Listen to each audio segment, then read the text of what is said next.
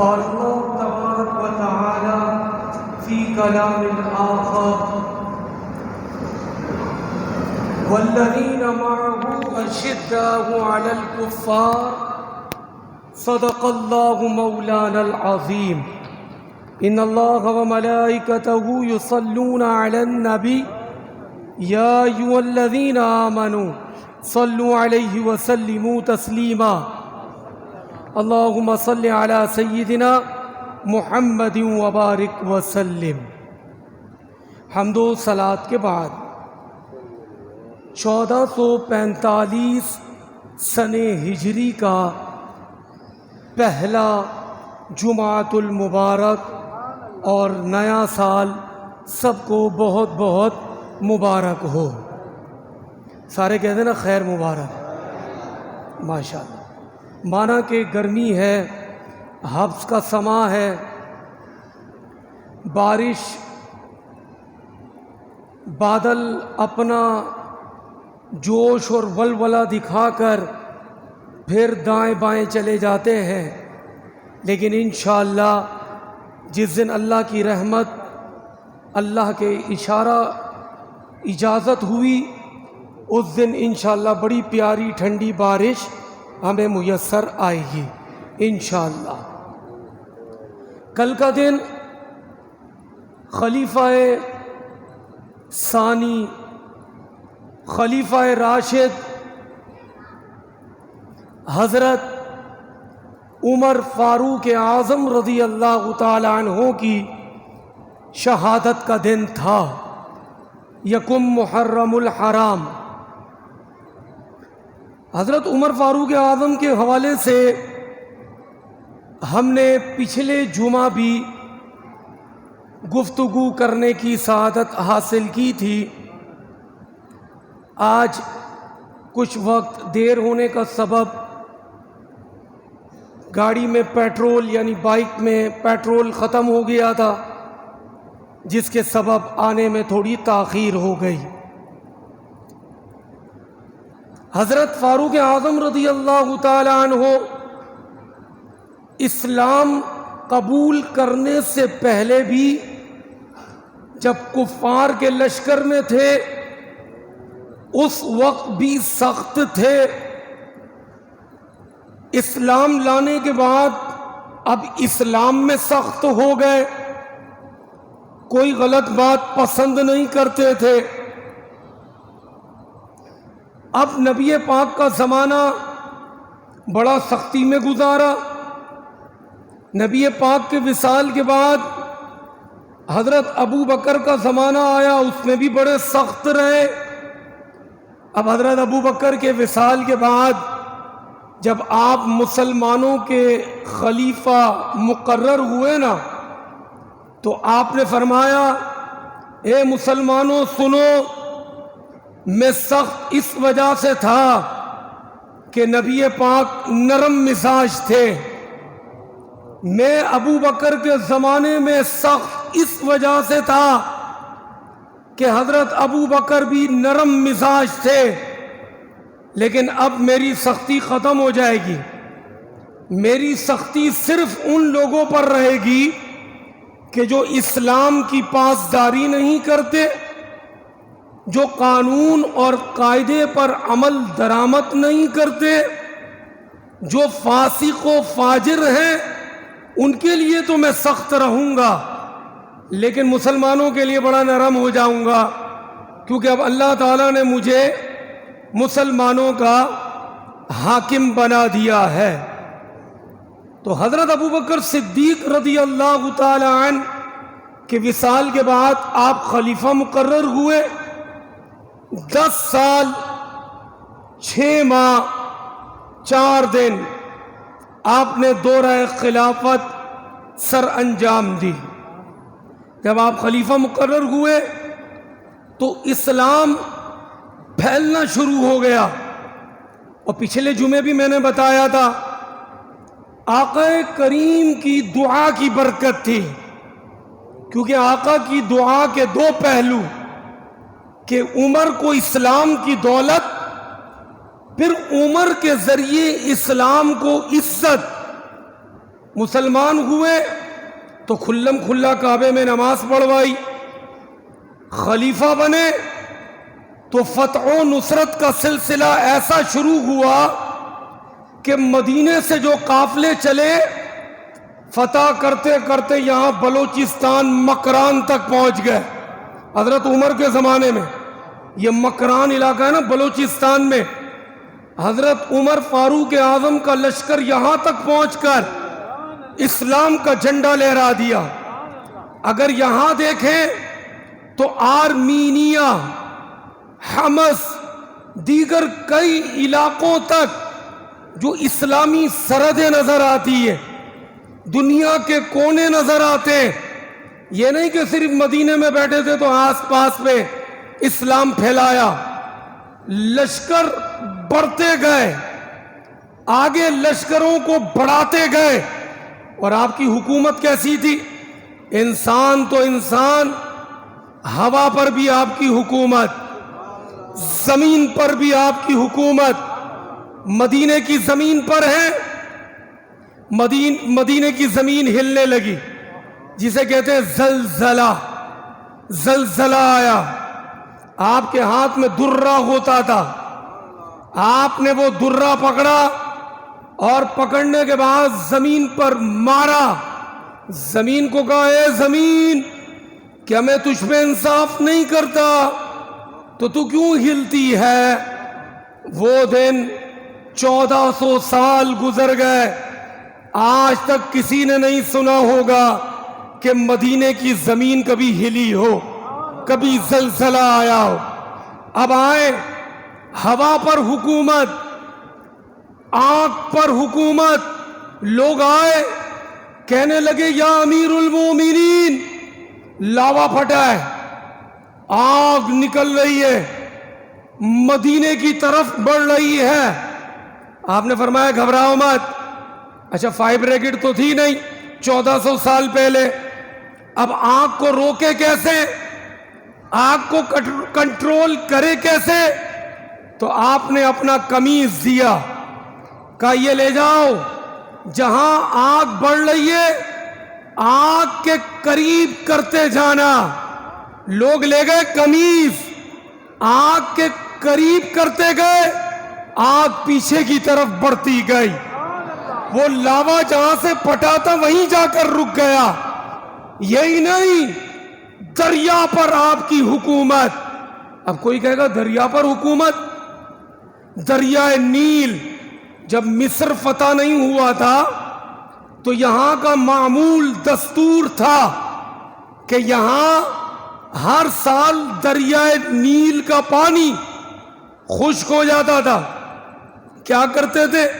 وہاں ایک خرافات چل رہی تھی، جیسے ہم مسلمانوں میں آج بھی کئی خرافات ہیں۔ اب جیسے محرم کے دن ہیں تو ہمارے سنی بیچارے سیدھے سادے کالے کپڑے پہن لیتے۔ بھائی کیوں کالے کپڑے پہن رہے ہو؟ کا سوگ منا رہے۔ کہ بھائی کس چیز کا سوگ منا رہے ہو؟ بھائی مولا حسین نے تو دین کے لیے قربانی دی، اور وہ تو شہید اعلیٰ ہیں، امام الشہداء ہیں، اور شہید تو قرآن کہتا ہے زندہ ہے۔ تو جو زندہ ہے اس کا کیا رونا پیٹنا، اس کا کیا سوگ منانا؟ قرآن کہتا ہے جو ہماری راہ میں مارا جائے، وَلَا تَقُولُوا لِمَنْ يُقْتَلْ فِي سَبِيلِ اللَّهِ اموات، جو ہماری راہ میں مارا جائے نا، ہرگز اسے مردہ خیال مت کرنا۔ حضرت مولا حسین نے کوئی اقتدار کی جنگ نہیں لڑی، یزید تو دے رہا تھا کہ آؤ جو سیٹ چاہیے لے لو، بس میری بیعت کر لو، مجھے خلیفہ مان لو۔ آپ نے خلیفہ کیوں نہیں مانا؟ کیونکہ وہ شراب پیتا تھا۔ یزید نے ایک وقت میں 2 جوان بہنیں رشتے میں رکھی ہوئی تھی، ایک وقت میں 2 بہنوں سے نکاح کرنا اسلام میں حرام ہے، زنا کرتا تھا۔ پھر مولا حسین کو کہتا ہے بیعت کر لو۔ مولا حسین نے کہا تیرا اخلاق کردار اتنا گندا، اور میرے جیسا بندہ تیری بیعت کرے؟ جان دے دی، صرف اپنی نہیں 6 ماہ کے بچے کو بھی قربان کر دیا۔ لیکن نانا کے دین پر آنچ نہیں آنے دی. یہ تو انشاءاللہ زندگی بخیر آئندہ جمعہ 9 محرم ہی ہے, اتفاقاً عاشورے کی رات بھی لگے گی, بات کہیں اور نکل جائے گی, ویسے ہی آنے میں دیر ہو گئی. خرافات میں ہمارے لوگ پڑ گئے. محرم کے دن آتے, کڑے پہن لیتے, بھاڑوں میں جاتے, وہاں جا کر منتیں مانتے. خدا را اپنے آپ کو خرافات سے بچائیں. تازیوں کے پاس جاتے, رنگ برنگی دھاگے باندھتے, یہ سب خرافات ہے. مولا حسین نے اس وجہ سے قربانی نہیں دی تھی کہ نوجوان لیدر کے کوڑے بنا کر ایک دوسرے کو ماریں, یا تلوار لے کر اپنا خون نکالیں, یا کالے کپڑے پہن کر سوگ منائیں. مولا حسین نے قربانی دی دین کی سر بلندی کے لیے. تو ہمیں چاہیے کہ ہم وہی کام کریں جس سے دین سر بلند ہوتا ہے. اب آئیں, مصر فتح ہوا, بات یہاں سے چلی تھی. مصر فتح ہوا, مسلمانوں کی حکومت آئی. اس سے پہلے کیا ہوتا تھا؟ ہر سال دریائے نیل خشک ہو جاتا تھا. کرتے کیا تھے؟ خرافات کیا تھی؟ غلط رسم کیا تھی؟ ایک نوجوان لڑکی کو لیتے, اس کو دلہن کی طرح سجاتے, سجانے کے بعد اس کو دریائے نیل میں پھینکتے, اس کی بھیٹ چڑھاتے, وہ لڑکی مرتی, پانی نکل آتا. اب مصر فتح ہو گیا. گورنر مصر نے خط لکھا مدینے میں, حضرت عمر بن خطاب امیر المومنین ہے, کہ یا امیر المومنین, یہاں پر ایک گندی رسم چلتی آ رہی تھی. ہر سال یہ پانی سوکھ جاتا تھا, اس سال بھی سوکھ گیا, لیکن فرق یہ کہ اب مسلمانوں کی حکومت آ گئی. ایک نوجوان لڑکی کی موت ہوتی, پھر پانی نکلتا. یا امیر المومنین کیا حکم ہے؟ کیونکہ پانی بھی ضروری ہے, جانور, انسان, کھیت باڑی, دیگر کاموں کے لیے. مدینے میں خط پہنچا. امیر المومنین نے دریائے نیل کے نام پر خط لکھا. توجہ سے سنیے گا, مسلمانوں کے حاکم ایسے تھے جو جن کی حکومت آپ نے سنا آگ پر بھی تھی, زمین پر بھی تھی, اب دریا پر کیسی تھی؟ یا امیر المومنین کیا کریں؟ حضرت عمر نے دریائے نیل کے نام پر خط لکھا. اے دریائے نیل, تو اگر اپنی مرضی سے چلتا اور رکتا, ہمیں تیری ضرورت نہیں. اگر تو رب کی مرضی سے چلتا اور رکتا, ہم رب سے عرض کرتے مالک اس دریا کو چلا دے. اب یہ خط پہنچا نا, سب موجود تھے. کچھ لوگ باتیں کرنے لگے, کیا دریا کے کان ہوتے ہیں؟ کیا دریا سنتا ہے؟ کیا دریا دیکھتا ہے؟ جب گورنر مصر نے خط ڈالا, دیکھنے والوں نے دیکھا پہلے سے کئی فٹ پانی ابل کر اوپر آ گیا. اور آج 1400 سال کا عرصہ گزر گیا, پانی اسی طرح ٹھاٹے مار رہا ہے. سرچ کر لیں, نیٹ پہ ہر چیز مل جاتی ہے. گوگل پہ جا کر دیکھ لیں دریائے نیل کس حالت میں. 1400 سال ہو گئے, کسی کی جان کی قربانی نہیں دینی پڑی, صرف ایک خط مدینے سے آیا, دریا چل رہا ہے.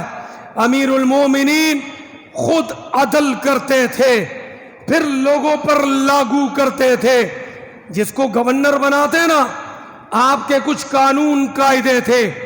آپ جس کو گورنر بناتے کہتے سنو, کبھی ترکی گھوڑے پر مت بیٹھنا, دوسرا چھنا ہوا آٹا نہیں کھانا. یہ جو چھنا ہوا آٹا ہوتا ہے نا, نہیں کھانا. دسترخوان پر صرف ایک ڈش رکھنا, اگر دال کھا رہے ہو تو دال کھانا, بھلے تم گورنر ہو, کوئی تم آسمان سے نہیں اترے. ایک ڈش کھانا جیسے عام مخلوق کھاتی ہے. سنو, کبھی باریک کپڑے نہیں پہننا.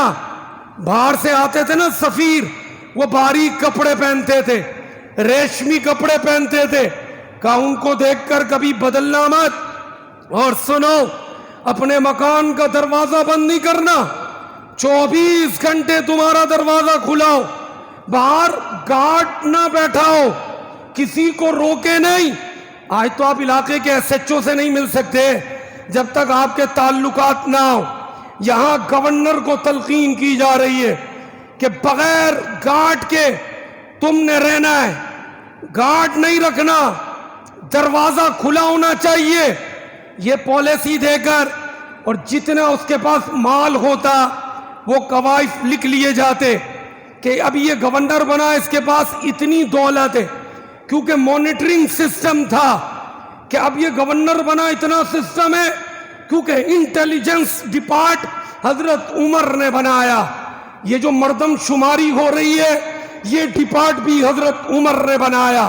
یہ جو فوج ڈپارٹ ہے، چھاؤنیاں ہیں، یہ جو گیٹ ہوتے ہیں، کراچی گیٹ جو ہم انٹری کرتے ہیں ایک شہر سے دوسرے شہر، یہ سارا سسٹم حضرت عمر کے زمانے میں حضرت عمر نے بنایا.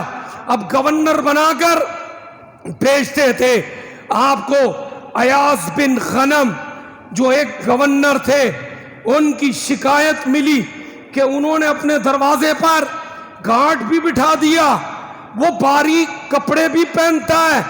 آپ نے محمد بن مسلمہ کو بھیجا کہ جاؤ چیک کرو، ایاز بن غنم کی شکایت آئی ہے اور اگر اس حال میں پایا جائے نا تو گرفتار کر کے لے آنا گورنر کو.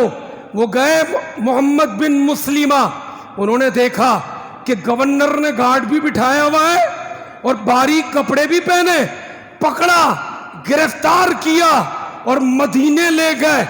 حضرت عمر کا فیصلہ سنے. حضرت عمر نے کہا سنا، تمہاری اوقات نہیں کہ تم گورنر بنو، تمہاری اوقات ہے بکریاں چلانے کی. اس کو بیت المال سے بکریاں دو تاکہ یہ جنگل میں بکریاں چلائے، کیونکہ یہ قانون کی پاسداری نہیں کرتا. اور عمر قانون کی کیسی پاسداری کرتے اور لوگ کیسے پوچھتے تھے. آج پوچھنے کا سسٹم نہیں ہے، جبھی تو ہم مارے جا رہے ہیں. دن بدن بجلی مہنگی، دن بدن آٹا مہنگا، چینی مہنگی، یہ عوام مر گئی ہے، عوام سست ہو گئی ہے. جمعہ کا دن ہے، حضرت امیر المومنین مال غنیمت آیا، سب کو چادریں بٹی. حضرت عمر کا قد دراز تھا، آپ کا قد مبارک طویل تھا، آپ لمبے قد کے تھے، وہ چادر سے آپ کا سوٹ نہیں بن سکتا تھا. سب کو ایک ایک ملی، امیر المومنین کے لیے بھی ایک، آپ کے لیے بھی ایک، ان کے لیے بھی ایک، سب عام و خاص برابر، سب کو ایک ایک چادر ملی. اب ان کا قد بڑا تھا، اس سے سوٹ تو بن نہیں سکتا تھا. جمعے کا خطبہ دے رہے، ایک صاحب کھڑے ہو گئے، کہنے لگے یا امیر المومنین روکے خطبہ، پہلے آپ سے سوال کرنا ہے. کہ پوچھیں آپ کیا پوچھتے ہیں. کوئی غصہ نہیں کرا، اس کو جیل میں بند نہیں کیا، اس کے بیانات تبدیل نہیں کروائے، حق بات تھی، خطبہ روک دیا، رب کا نبی کا فرمان روک دیا. کہ بولو کیا بولنا چاہتے ہو. کہ میں سوال کرتا ہوں، یہ جو چادر بٹی اس میں ایک چادر میں آپ کا سوٹ نہیں بن سکتا تھا، آپ کا سوٹ بنا کیسے؟ پہلے اس کا حساب دیں، پھر بعد میں خطبہ سنیں گے. خطبہ بعد میں، پہلے اس کا حساب دیں. جب سوال ہوا جمعے میں بڑے اجتماع میں مسجد نبوی میں مدینے میں، آپ کا لڑکا کھڑا ہو گیا، کہنے لگا بالکل آپ صحیح کہتے ہیں، میرے بابا جان کا ایک چادر میں سوٹ نہیں بن سکتا تھا کیونکہ قد بڑا تھا. فرمایا میں نے دیا، وہ جو میرا حصہ تھا نا میں نے بابا کو دے دیا، بابا یہ دونوں ملا کے اپنا سوٹ بنا لو. وہ سوال کرنے والے نے جب جواب سنا نا کہا بالکل ٹھیک ہے، اب خطبہ بیان کرے. اس طرح عدل کا سسٹم تھا. اور سب سے کم جو اجرت لی نا وہ حضرت عمر فاروق اعظم نے لی. سال میں صرف 2 سوٹ لیتے تھے، صرف 2 سوٹ سال کے اندر، یہ آپ کی اجرت تھی. اور وہ 2 سوٹ بھی اس پہ 17 پیوند لگے ہوئے تھے. باہر سے ایک سفیر آیا، کہنے لگا تمہارے بادشاہ سے ملنا ہے، اس کا محل کہاں ہے؟ صحابہ مسکرانے لگے، کہنے لگے ہمارے امیر کا محل نہیں ہے، ہمارا امیر محل میں نہیں رہتا۔ کہا پھر کہاں؟ کہا مسجد نبوی میں ہوں گے، لوگوں کے فیصلے سن رہے ہوں گے، باتیں سن رہے ہوں گے، یا پھر وہاں نہیں تو بیت المال میں مال کا دھیان رکھ رہے ہوں گے۔ وہ دونوں جگہ گیا، دونوں جگہ نہیں تھے، پوچھا کہاں ہوں گے؟ کہا ڈھونڈو، جنت البقیع میں تو نہیں۔ وہ سفیر آ کر دیکھتا ہے کہ جنت البقیع قبرستان کے پاس ایک درخت تھا، اس درخت کے سائے میں اینٹ پر سر رکھ کر 44 ملک کا بادشاہ آرام کر رہا ہے۔ سبحان اللہ تو کہہ دیں زور سے۔ وہ کہنے لگا ہے عمر تو عدل کرتا ہے، تجھے اینٹ پر زمین پر بھی نیند آ جاتی ہے، ہمارے بادشاہ بڑے بڑے محلوں میں سوتے، انہیں محل کے نرم نازک بستروں پر بھی نیند نہیں آتی۔ تو پیارے پیارے بھائیوں، 10 سال 6 ماہ 4 دن، باتیں اور بھی کرنی تھی، تھوڑی دیر کی وجہ سے رہ گئی۔ زندگی بخیر، آئندہ خلاصہ کلام، 10 سال 6 ماہ 4 دن حکومت کی، 25 لاکھ تقریباً مربع میل ایریا اسلام کا جھنڈا لہرا دیا، اور جو تقریباً 44 ملک بنتے ہیں، مسلمان غیر مسلم بھی کہنے پر مجبور ہو گئے۔ مغربی مفکرین جو مسلمان نہیں ہیں، یہود ہیں، نصارہ ہیں، عیسائی ہیں، وہ حضرت عمر کی ہسٹری پڑھتے ہیں، کہتے ہیں اتنے کم عرصے میں مسلمانوں کا ایک امیر المومنین، اس نے اتنا بڑا کارنامہ سر انجام دیا۔ تو مغربی مفکرین کہتے ہیں اگر مسلمانوں میں ایک اور عمر پیدا ہو جائے یا ہو جاتا تو پورے روئے زمین پر ایک بھی کافر نہیں رہتا، سارے ہی مسلمان ہوتے۔ یہ مغربی مفکرین کہہ رہے۔ آکسفورڈ یونیورسٹی ہے، اس پہ حضرت عمر کا نام لکھا ہوا ہے۔ آج یہ جتنے قانون ہیں نا حضرت عمر نے جو بنائے، یہ لے لیے یو کے والوں نے، امریکہ والوں نے، یورپ نے لے لیے، سارا سسٹم مسلمانوں کا انہوں نے لے لیا اور اپنا گندا سارا سسٹم ہمیں دے دیا، جس کی وجہ سے دن بدن ہم بھی، ہمارا ملک بھی تباہی کی طرف جا رہا ہے۔ ہمارے اختیار میں دعا ہے، میں دعا کروں گا، جمعے کا دن ہے، نیا سال ہے، 1445 سنہ ہجری، اس کا آج پہلا جمعہ ہے۔ ہمارے اختیار میں دعا، مالک عالم اسلام میں تقریباً 56-57 اسلامک ملک ہیں، سارے حکمراں عیش و عیاشی میں لگے ہوئے ہیں۔ یا کریم ہمیں عمر بن خطاب کا بالخصوص پاکستان کو غلام حاکم عطا فرما، جس سے مسلمانوں کی عزت پھر بحال ہو جائے، مسلمانوں کو کھوئی ہوئی عزت واپس مل جائے۔ وما علینا الا البلاغ المبین۔